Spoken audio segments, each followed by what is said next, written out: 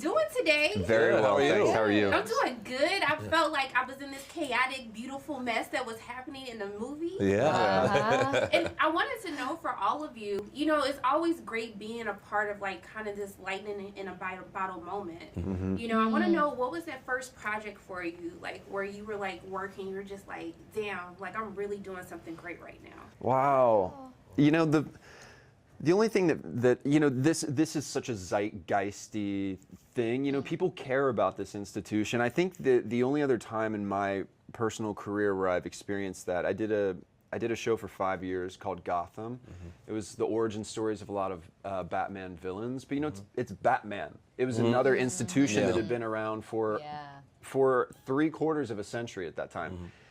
And playing the Riddler and taking on the responsibility of that, it's kind of actually akin to this. You know, it's really thrilling to pay tribute to such an important cultural, a piece of culture.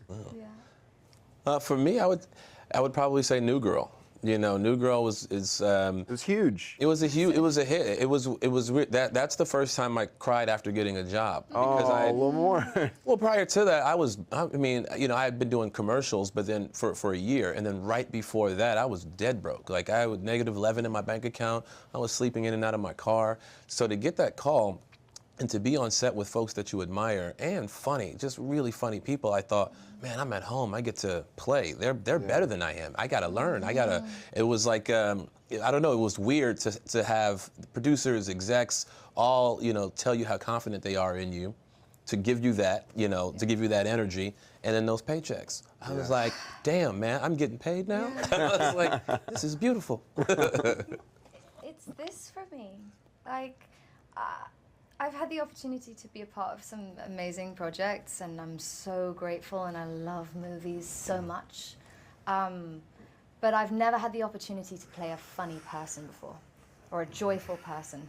I feel like I have done a lot of being like... You've been going through it in your roles, but I was happy my girl happy in this one. Yeah, I've been stoic sad girl for a number of years. Stoic sad girl in a corset. You did it though. Yeah. Thank you. Very well. But to be like goofy and to have a director that I admire as much as Jason see some of Gilda Radner in me was just an incredible like vote of confidence, and it's really shifted the way that I'm looking at my career going forward in the best way possible. I love that. You see how we just reminisce for a moment? Yeah. And now we finna go to therapy with my next question. Look, we don't need therapy, okay? We do. Therapy. Oh yeah.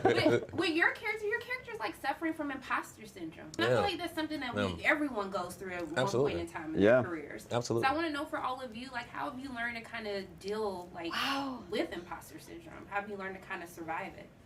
Well, you can go ahead. No, go ahead. I watched a game of tennis happen just there. Yes, the real challengers. I I feel like actually being given the opportunity of this role was the first, maybe not the first time, but sort of the most significant time I've ever felt imposter syndrome, because the task at hand was so huge. The responsibility of portraying and embodying someone that people love so much, who has such a rich history of comedy.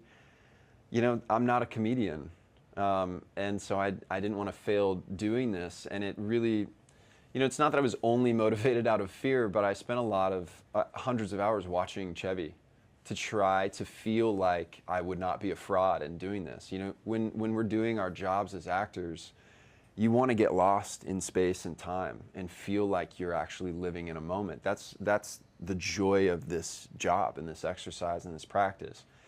And so I had to spend the time to let it sink into my body. And the joy of this job was feeling as an actor, I did the work and I got to show up and play and really have these moments where I felt like I captured him. You know, and seeing what these two have done and the other cast members do the same thing, it's really, I'm so proud of this movie and so proud of my castmates, because everybody did this incredible job of embodiment. Yeah, the imposter syndrome kind of goes away with a cast like this because everybody's so complimentary. even on the day, we're all looking at each other. We're with all our jaws on the floor. Yeah. Like, yeah. "You're so good." You know, we're like, damn, I didn't know you was gonna do it like that. Shit, I gotta go workshop my own stuff. You know, like, damn. You know, and so you start to, it becomes, you become the character a bit, so you don't really think about it that way.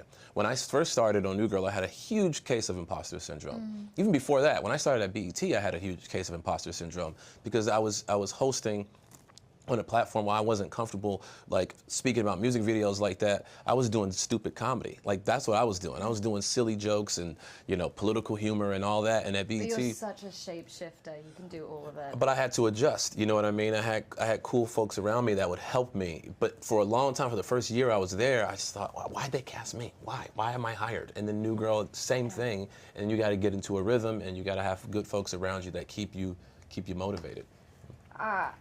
I feel like women are often made to feel like imposters in professional spaces. And this was like especially true in 1975 for women in comedy. And it's something that all of the women of the Not Ready for Primetime players were dealing with. Like, they were dealing with John Belushi thinking that women couldn't be funny, that women shouldn't be comedians. And so, like, any imposter syndrome that I had felt like so minimal compared to what they were experiencing, and also felt like something interesting to look at and to think about how far we've come and that there's still work to be done. Look, I just love you guys so much. I enjoyed this movie. I'm just thanking you for talking with me. I paid for my therapy session that I just had, and I'm just sitting there loving like all your ways, okay? Thank you. Thank you. You have a great day. I appreciate you.